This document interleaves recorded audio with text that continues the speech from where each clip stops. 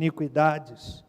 Pois quanto o céu está elevado acima da terra, assim é grande o seu amor para com os que o temem. Quanto está longe o Oriente do Ocidente, assim afasta de nós as nossas transgressões. Como um pai se compadece de seus filhos, assim o Senhor se compadece daqueles que o temem. Pois Ele conhece a nossa estrutura e se lembra de que somos pó. Quanto ao homem, os seus dias são como a erva, e como a flor do campo, assim floresce. Passando por ela o vento, logo se vai, e o seu lugar não se conhece mais. Mas o amor do Senhor é de eternidade a eternidade sobre aqueles que o temem, e a sua retidão sobre os filhos dos filhos, sobre aqueles que guardam a sua aliança, e sobre os que se lembram dos seus mandamentos para os cumprirem. O Senhor estabeleceu o seu trono nos céus, e o seu reino domina sobre tudo. Bendizei ao Senhor, anjos seus, magníficos em poder, que cumpriz as suas ordens, que obedeceis a sua voz. Bendizei ao Senhor, todos os seus exércitos celestiais, vós, ministros seus, que executais a sua vontade. Bendizei ao Senhor, todas as suas obras, em todos os lugares do seu domínio. Bendize, ó minha alma, ao Senhor. Amém. O tema da nossa reflexão nesta manhã, eu o retiro de uma afirmação que Davi faz neste salmo. Está exatamente na segunda parte do versículo 2. Bendize, ó minha alma, ao Senhor, e não te esqueças de nenhum dos seus benefícios. Na tradução projetada, é dito, não te esqueças de nenhum só dos seus benefícios. Este é um salmo de gratidão. Nele nós não encontramos queixas, não encontramos lamentos, não encontramos súplicas por um livramento, mas é um salmo no qual Davi se auto-exorta, como se, olhando no espelho, olhando dos seus próprios olhos, ele se auto-desafia a bendizer ao Senhor. Trata de gratidão, é um clamor de um coração profundamente grato ao Senhor, por tudo o que Ele fez. Martinho Lutero, grande reformador, dizia que existem 3 cachorros perigosos: a ingratidão, a soberba e a inveja. Quando mordem, deixam uma ferida profunda. A gratidão, segundo um estudo realizado na Universidade Harvard, nos Estados Unidos, faz bem para o cérebro, faz bem para a memória, faz bem para a vida. Conviva com uma pessoa grata e você vai ver que ela exala coisas boas. Conviva com uma pessoa murmuradora e você vai ver que ela exala coisas ruins. Conviver com uma pessoa grata, sobretudo uma pessoa que mantém a gratidão em meio a uma circunstância de luta, de dificuldade, faz bem. Agora, conviver com murmurador, com uma pessoa ingrata. Já contei para você. Aquela experiência que eu vivi quando nos meus dias de seminarista, lá para os idos de 1900 antigamente, quando vinha do Rio de Janeiro, sexta-feira, à tarde, depois da minha aula no seminário, morava na igreja, num quarto nos fundos da igreja, e ali eu depositava a minha mochila, a minha bolsa com algumas poucas roupas, e eu saía para visitar as ovelhas nos bairros da cidade. E eu me lembro de uma família que eu visitava em um determinado bairro, e eu chegava lá cheio de gás, de um seminarista que queria ver a igreja vibrando. Mas quando eu chegava na casa daquela irmã, eu perguntava assim: e a irmã, tudo bem? Ela dizia assim: ah, pastor, estou com tanto problema. Eu não sei porquê, mas eu me lembrava daquele desenho animado. Você lembra? Ó vida! Talvez os mais novos não se lembrem desse desenho. Eu saía de lá como que sugado da garra, porque você lidar com uma pessoa murmuradora.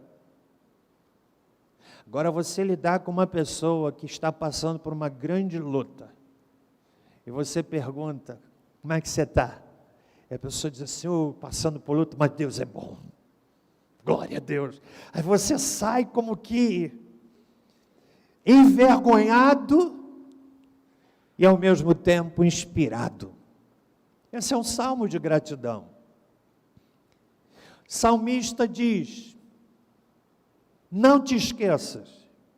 E o tema da minha fala é: procure se lembrar sempre daquilo que você jamais deve se esquecer. Sei que há expressões contraditórias no tema, proposital. Procure se lembrar sempre daquilo que você jamais deve se esquecer. Agora preste bem atenção. O mecanismo de esquecimento e de lembrança funciona de forma inversa ao que desejamos, de modo que nós nos esquecemos daquilo que deveríamos lembrar e lembramos daquilo que nós deveríamos esquecer. É este mecanismo perverso que nos mantém, por exemplo, atrelados a experiências negativas do passado. Há pessoas que estão escravizadas ao seu passado por conta desse mecanismo que reina em muitos de nós. Aquilo que nós deveríamos esquecer, nós lembramos. E aquilo que nós deveríamos lembrar, nós nos esquecemos. Talvez se eu perguntar aqui nesse auditório, quantos se lembram do presente que ganharam no seu aniversário, no início do ano? Talvez não se lembrem. Se é que receberam algum presente. Talvez se eu perguntar aqui qual foi o presente que você ganhou no mês de dezembro, por ocasião do Natal, talvez alguns não se lembrem. Mas se eu perguntar aqui, me fale de uma tragédia que você viveu, que marcou a sua vida, não será raro a pessoa voltar no tempo e retirar uma experiência traumática vivida há 10, 20 anos atrás, e tem a capacidade de detalhar aquilo que aconteceu. Sabe por quê? Porque a nossa memória para as coisas ruins é maior do que a nossa memória para as coisas boas. Lembramos-nos de tragédias, coisas tristes, ruins, e nos esquecemos das coisas alegres e abençoadas. Davi está dizendo: não te esqueças. Está lá no verso 2. De nenhum só de seus benefícios. Esse salmo deve ter sido composto, irmãos, em uma época em que a alma do poeta, baixa um pouquinho aí, por favor, em que a alma do poeta estava cheia de lembranças preciosas e gratas dos benefícios divinos. E com uma fortíssima confiança em Deus. Davi não era um teórico de gratidão. Davi não era um teórico ao falar de benefícios, porque ele os experimentou na sua vida. Você sabe o que é benefício? É um bem outorgado, sem merecimento. É uma dádiva. É uma bênção. É um favor.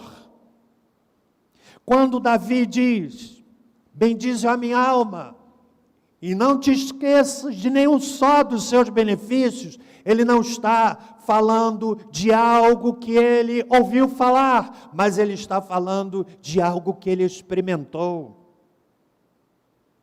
Em outro texto das Escrituras, nós somos encorajados a trazer à memória as coisas boas. Lamentações de Jeremias, capítulo 3, verso 21, diz assim: quero trazer à memória, irmãos, aqui nós temos um segredo para a saúde mental. Você quer um antídoto para a ansiedade? Olha o que a Escritura diz: quero trazer à memória o que pode me dar esperança. O inverso também é verdade. Quem traz à memória aquilo que não dá esperança, vive o desespero. Traga coisas boas à sua memória. Traga os benefícios que Deus tem feito na sua vida. Portanto, nosso desafio nesta manhã é de procurarmos nos lembrar sempre daquilo que nós jamais devemos nos esquecer. E eu quero extrair do texto quais são os benefícios. Se eu perguntar a você aqui, me cite um benefício que Deus tem feito, talvez você diga: consegui comprar minha casa. Sem dúvida é um benefício, mas é um benefício transitório. Transitório. Talvez outros digam: consegui comprar meu carro, juntei dinheiro e comprei. Um benefício, mas eu preciso lhe dizer, é um benefício transitório. E se eu mantiver a pergunta, com absoluta certeza, você vai vasculhar a sua mente e vai perceber que há tantas coisas que Deus tem feito na sua vida. Mas o salmista aponta para nós benefícios que têm valor permanente. Não vou inventar. Eu vou, nessa manhã, lhe desafiar a extrair comigo do texto sagrado alguns benefícios, aquilo que a gente precisa lembrar sempre, sempre, e que jamais nós devemos nos esquecer. Vamos ao texto. Qual é o primeiro benefício? Está aí no versículo de número 3. É Ele quem faz o quê? Perdoa todas as tuas iniquidades. Iniquidade é perversidade, é mal moral, é culpa, é dano, é punição, é pecado. Somente Deus conhece o coração e sabe bem da nossa condição de pecadores.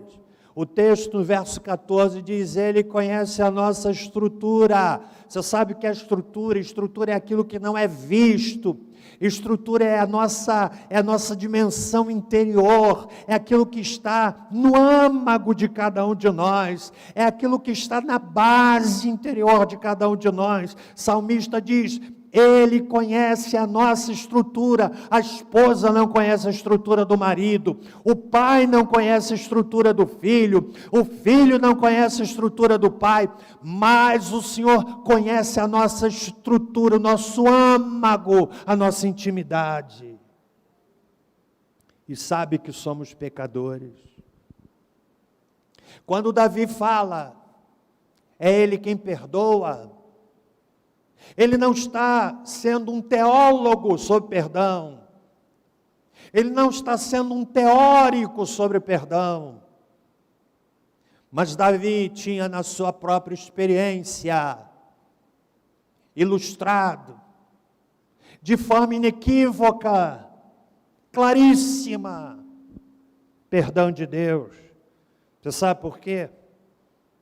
Davi cometeu um pecado sério de adultério com Batseba, e a Bíblia não oculta esse fato, agravado a sua ação perversa de arquitetar a morte de Urias. Você conhece a história, e a Bíblia não omite, não oculta o pecado de Davi, pecado abominável, que lhe trouxe consequências permanentes. A história familiar de Davi é uma até aquele início de tarde, quando ele traz a esposa do seu general e se deita com ela, e a história familiar de Davi é outra a partir daquele episódio. No entanto, a minha Bíblia diz, no Salmo 51, que Davi foi tocado por Deus, se quebrantou, experimentou o perdão, e ele diz no Salmo 51, os sacrifícios para Deus são o espírito quebrantado, há um coração quebrantado e contrito. Olha a afirmação que ele faz: o Senhor não despreza. Sabe o que é isso? Quando Davi diz assim, é Ele quem perdoa, ele olha nos seus próprios olhos, está dizendo: oh, minha alma bendize ao Senhor, porque Ele perdoa, Ele está vivenciando aquilo que Ele experimentou na vida dele. Meus irmãos, Deus é misericordioso. Todos nós aqui somos pecadores. Nenhum de nós aqui é melhor do que o outro. Eu sou tão pecador quanto você. Você é tão pecador quanto eu. E é bom que nós nos lembremos disto, para que, equivocados pelo fato de fazermos parte de uma comunidade religiosa, comecemos a pensar que o fato de fazermos parte de uma comunidade religiosa nos coloca num patamar elevado em relação aos outros. A minha Bíblia diz que Deus encerrou a todos debaixo do pecado para usar de misericórdia com todos. Esse é o primeiro benefício. E quem tem isso em mente, entenderá o que Paulo disse escrevendo aos Coríntios, na primeira epístola, capítulo 10. Aquele que está em pé, qual é o alerta? Olhe para que não caia. Quando eu leio esse texto, eu me lembro quando nós estamos lavando esse piso na sua inauguração. Um mutirão de irmãos lavando, porque nós teríamos uma bonita festa de inauguração. Esses bancos estavam chegando lá do sul do país, uma carreta que parou aqui com os bancos, 2 homens iam montando e trazendo, mas antes de trazerem, nós fomos lavar esse piso aqui, foi muito interessante. Isso é granito, piso bonito, mas com água e sabão, foi muito engraçado. Graças a Deus que não foi trágico. Mas que tinha de gente sambando sem querer, porque o piso inclinado, escorregadio, todo mundo tinha que andar assim devagar. Sabe por quê? Quem ousasse distrair, poderia ir para o chão e causar uma tragédia. Então essa é o primeiro benefício que nós não podemos jamais nos esquecer. Davi está dizendo: minha alma bendize ao Senhor, e ele inaugura a lista dos benefícios dizendo: Ele perdoa todas as tuas iniquidades. Que benefício maravilhoso. Há um hino que o nosso coro canta que eu acho extraordinário. Saudade daquele hino, que diz assim: perdoado, fui perdoado. Deus olhou em compaixão, perdoou meu coração. Eu me lembro, muitas vezes, o coro cantando aqui, esse hino: perdoado, fui perdoado, e eu sou levado a pensar naquele jovem com 17 anos, tentando encontrar sentido para a vida, numa vida errada, numa vida equivocada, tentando buscar paz para o coração, fazendo tantas coisas tristes, e eu sou levado àquele momento, quando num sábado, eu ouvi a palavra de Deus, e o Espírito Santo tocou meu coração, e eu fui perdoar.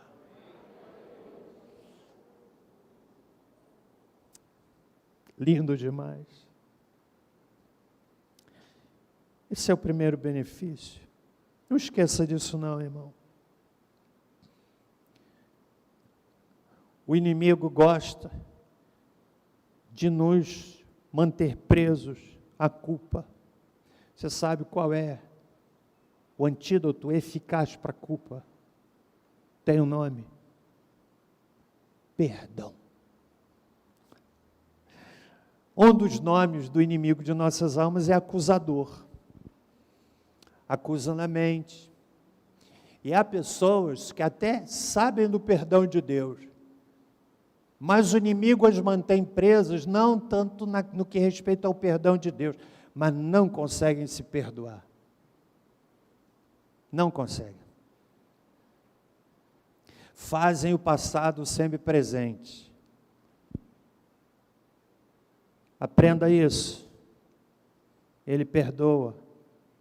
Ei, se Ele perdoa, o que é que você deve fazer consigo mesmo?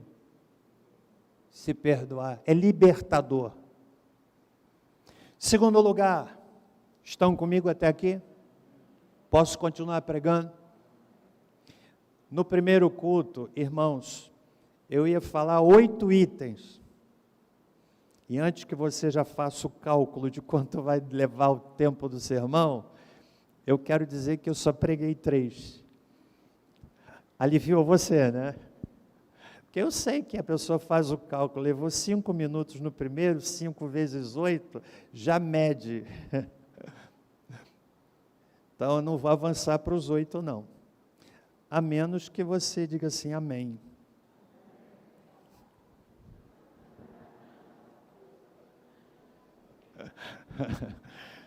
Que sinceridade, que euforia.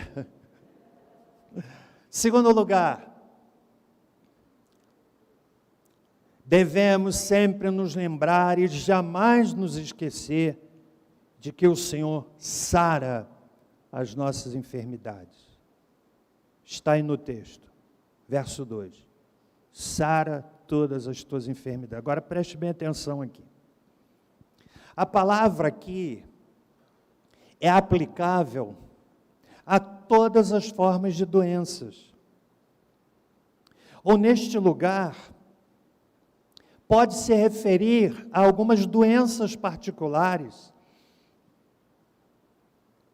com as quais Davi foi afligido. Por exemplo, No Salmo de número 6, ele diz assim, no versículo de número 2, tem misericórdia de mim, Senhor, pois sou fraco, sara-me, ó Senhor, pois os meus ossos estão em agonia. No Salmo 38, no versículo de número 7, Davi disse assim, os meus lombos estão cheios de dores, não há coisa sã na minha carne. No Salmo 41, versículo 8, ele diz ele retrata aquilo que diziam para ele, os inimigos falavam dele, dizendo, uma má doença se lhe apegou, está deitado, não se levantará mais. Agora preste atenção, o pensamento aqui, quando Davi diz, ele sara todas as tuas enfermidades, é que o Senhor Deus tem poder para curar qualquer enfermidade, mas está debaixo da competência, autonomia, exclusividade, soberania de Deus, curar ou não curar.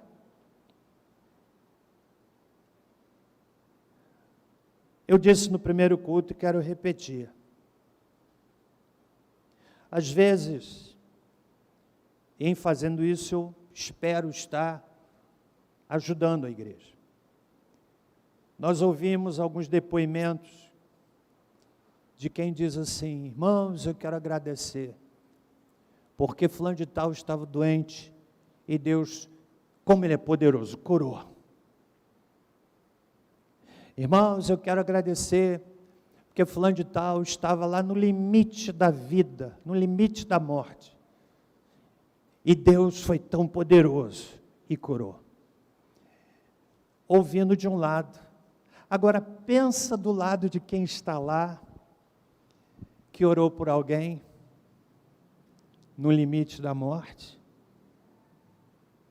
Se Deus foi poderoso e curou, o inverso pode ser equivocadamente entendido para aquele que orou e Deus não respondeu, ou seja, Deus não foi suficientemente poderoso. Percebe? Aí eu me lembro daquela palavra que eu ouvi no tempo no início da minha caminhada, pastor James Musgrave, acho que o pastor Paulino deve ter conhecido, missionário americano. Ele contando que estava na igreja e o pastor deu oportunidade para as pessoas compartilharem testemunhos. E um dizia, irmãos, eu estava com esse problema, nós oramos e Deus respondeu, glória a Deus. Fulano de tal estava doente e nós oramos e Deus respondeu, glória a Deus. E os testemunhos eram testemunhos de triunfo. Ele foi à frente, pediu o microfone e disse, eu quero glorificar a Deus, porque eu tinha um filho que estava doente, filho ou filha, não me lembro, estava doente, nós oramos e Deus levou, e eu quero continuar glorificando a Deus. Você sabe o que é isso? É o tipo de fé que se assenta não naquilo que Deus faz, mas naquilo que Ele é. A maturidade. Você sabe que isso define a flutuação ou não da vida espiritual. Há pessoas que são atraídas para a igreja, por exemplo, com mensagens mentirosas, equivocadas, de que todos os seus problemas vão ser resolvidos, que você não vai ser mais cauda, você vai ser cabeça, de que você vai ter isso, de que você vai ter aquilo, e a pessoa acredita naquilo e vem. Só que Deus não tem obrigação de fazer aquilo que a pessoa diz que Ele vai fazer, se Ele na Escritura diz que não vai fazer. Mas a pessoa se agarra a uma promessa que não veio de Deus. E vem cheio de fé. E Deus, que é soberano, não faz aquilo, porque Ele é soberano. Aí a pessoa desanima. Todos os exemplos, preste bem atenção, de restauração da saúde, são ilustrações disto, de que Ele sara.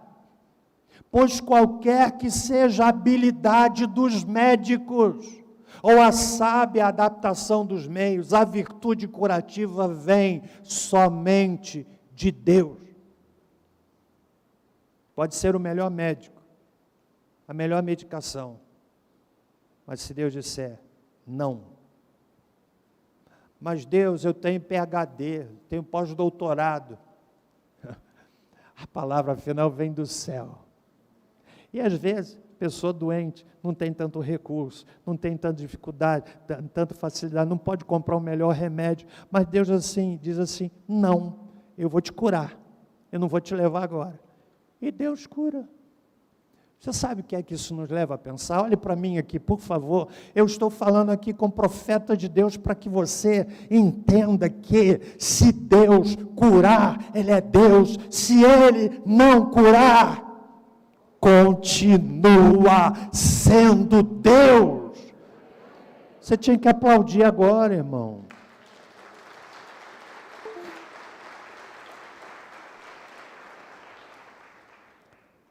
Por que é que você serve a Deus? Quarta-feira nós ouvimos aqui o texto de Daniel.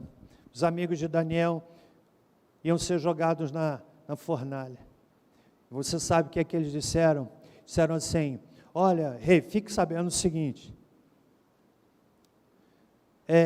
nós não vamos, Deus pode nos livrar da fornalha, mas se não, nós não vamos nos curvar diante dos seus ídolos. Sabe o que é isso? É aquela fé que Abacuque nos ensina, ainda que a figueira não floresça. Capítulo 3 de Abacuque, não haja, ainda que a videira não floresça, não haja fruto na vide, o produto da oliveira minta, as ovelhas da malhada sejam arrebatadas e nos currais não haja gado. Ou seja, quando tudo disser não, ele dá um brado dizendo assim, todavia, eu me alegrarei no Senhor, exultarei no Deus da minha salvação. Sabe o que é isso? Por que você serve a Deus? Você serve a Deus é porque quer bênção? Você troca? Você olha a Deus como um grande garçom que põe a sua mãozinha para trás e chega, sim, meu filho, o que é que você quer? Ou você está diante daquele Senhor que é soberano, diante de quem nós podemos orar pelas maiores dificuldades, mas subordinados àquilo que acabamos de cantar, seja feita a tua vontade. Sabe o que é isso, irmão? É fé no nível top. Você está me entendendo? É fé no nível top. Você acha que todos os pedidos de oração que eu fiz, Deus respondeu? Muitos deles respondeu. Muitos deles têm respondido. Eu fico assim impressionado. Esse negócio de oração dá certo mesmo. É forte demais. Mas quantos pedidos que eu já fiz e vem um não de Deus? Veio um não de Deus. Mas graças a Deus que eu aprendi desde muito cedo. Eu quero servir a Deus, não pelo que Ele faz, mas pelo que Ele é. Aleluia. Terceiro e último lugar, olhem como encurtei o sermão. Eu disse que nós devemos sempre nos lembrar e jamais nos esquecer de que Ele é perdoador. Eu disse que nós devemos sempre nos lembrar e jamais nos esquecer de que Ele é o Deus que cura. Em terceiro e último lugar, nós devemos sempre nos lembrar e jamais nos esquecer de que Ele é o Senhor Salvador. Está aí no texto, verso 4. Quem redime a tua vida da perdição. Você sabe o que é redimir? Redimir é retirar. É como se você fazendo lá uma arrumação na sua casa, e fizesse no quintal uma fogueira para queimar as coisas, jogou lá aquelas coisas que você tinha no armário, jogou, de repente você olha lá no meio do fogo, um objeto precioso, o fogo está próximo de consumi-lo, de destruí-lo, as chamas estão aumentando, e você não tem qualquer outro objeto que lhe permita extrair, retirar aquele objeto do fogo. O que fazer? Ou você para e vê o objeto se queimando, se destruindo, ou então não resta outro caminho. Você põe a mão lá no fogo, com o risco de perder a sua pele, da sua carne queimar, da sua mão queimar, das bolhas aparecerem, mas o que está lá é tão valioso, é tão precioso, é tão caro, que vale a pena, e a pessoa põe a mão lá no fogo e consegue arrancar aquele objeto, salvá-lo. Sabe o que é isso? Redimir.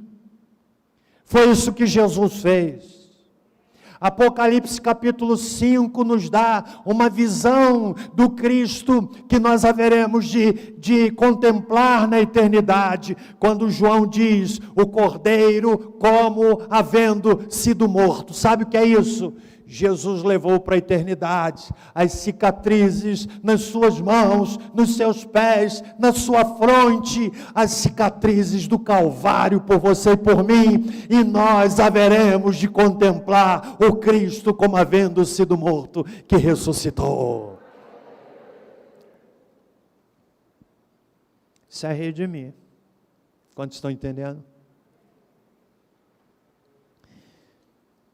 Cristo Salvador, o Deus que, diz salmista, no verso de número 4, redime a tua vida. Caminhando para o fim, preste bem atenção. Como era a salvação no tempo do Antigo Testamento? A salvação no Antigo Testamento era confiança no Messias que viria. Gênesis capítulo 3, verso 15, a queda do homem, e ali mesmo o Senhor Deus já apresenta a solução que viria no tempo. Da mulher viria uma semente que esmagaria a cabeça da serpente. Porém, inimizade entre ti e a mulher, entre a tua descendência e o seu descendente, este te ferirá a cabeça. Este ferirá a cabeça. É uma mensagem profética apontando para aquele que esmagaria a cabeça da serpente. Quem é que esmagou a cabeça da serpente? Igreja. Quem é a igreja? Jesus. Lembra de Simeão? Ele toma Jesus nos braços e diz assim, agora, Senhor, despede em paz o teu servo, porque os meus olhos já viram o que é a salvação. No Antigo Testamento, então, a fé salvadora era no Messias que viria, anunciado pelos profetas. E tu, Belém Efrata, Miqueias 5:2, de ti me sairá o que será Senhor Israel. E Isaías, quando diz, seu nome será maravilhoso, conselheiro, Deus forte, para a eternidade, príncipe da paz. E por aí adiante, o Messias que viria. E do Novo Testamento, como é que é a fé salvadora? No Messias que já veio. O Antigo Testamento aponta para o Messias que viria, Salvador. No Novo Testamento, para o Messias que já veio. E o texto nos ensina isto, e nós não podemos esquecer. Ainda no verso 5, e eu termino, diz assim, que o Deus, o benefício que nós sempre devemos lembrar e jamais nos esquecer, é o benefício de que Deus é um Deus abençoador. Meu irmão, com certeza, você é muito mais abençoado, você tem muito mais bênçãos do que prejuízo na sua vida. Mesmo a pessoa que não é crente. Você já pensou quantas bênçãos você tem? É que a gente convive com tantas coisas, a gente não valoriza. Está aqui a doutora que lida lá com pacientes em fase terminal. O que é que eles não dão quando falta o ar? Tentando pegar ar. Não é assim que acontece, doutora? Mas nós o temos. Quanto é que você paga por isso? Qual é o preço? De graça. Tenho pernas. Pergunte para quem não as tem. Pergunte para quem não as tem. Tenho braços. Pergunte para quem não os tem. Você tem muito mais bênção, motivo para agradecer do que para reclamar. E ele diz aqui que nós não podemos nos esquecer do Deus abençoador. Está no verso 5, enche a tua boca de bens, de sorte que a tua mocidade se renova como a águia. Meus irmãos, a águia é uma das aves mais interessantes no reino animal. Não é sem razão que é o símbolo americano. A águia, a figura da águia é presente na Bíblia. Isaías 40, versos 30 e 31, quando dizem assim: os jovens se cansam, se fatigam, e os moços de exaustos caem, mas os que esperam no Senhor renovam as suas forças, sobem com asas como águias, correm e não se cansam, caminham e não se fatigam. A Bíblia compara a vicissitude, o fervor à águia, e a águia é fascinante, capaz de atingir alta, elevada altitude, voar contra o sol. Ela possui membranas na sua órbita ocular que lhe permitem voar contra o sol. Chega a viver 30 anos, e pasmem, uma águia pode chegar a uma velocidade de mergulho de até 320 quilômetros por hora. E eu estou me referindo à águia real. Ela olha presa e lá de cima ela vem, fecha as asas e mergulha. Sem chance. O salmista está dizendo, Davi, renova como a águia. Sabe qual é o convite? É o convite ao vigor. É o convite ao fervor. Há pessoas que são novas por fora e caducas por dentro. Há pessoas que são novas no corpo, mas velhas na alma. Há pessoas que têm o corpo já enrugado, a face enrugada, não tem mais o vigor físico, mas por dentro são verdadeiros atletas. Atletas. Pessoas que têm um fervor. Tem jovem que é velho, tem velho que é jovem. Tem jovem que vai para a academia, que é corpo sarado, mas a alma embotada, a alma apagada, não tem fogo na alma. Aí às vezes você encontra aquele que precisa de um suporte, de uma bengala, ou de um andador, porque o corpo envelheceu. Mas quando você ouve aquela pessoa orar, meu irmão, o céu visita a terra, porque são como águias. Amém? Quantos entenderam a palavra dessa moça? Você entendeu? Isso a gente não pode esquecer, jamais. Abençoa você. Você vai sair daqui a 1000 por hora? Não é no carro não, viu, irmão? Não é no carro não.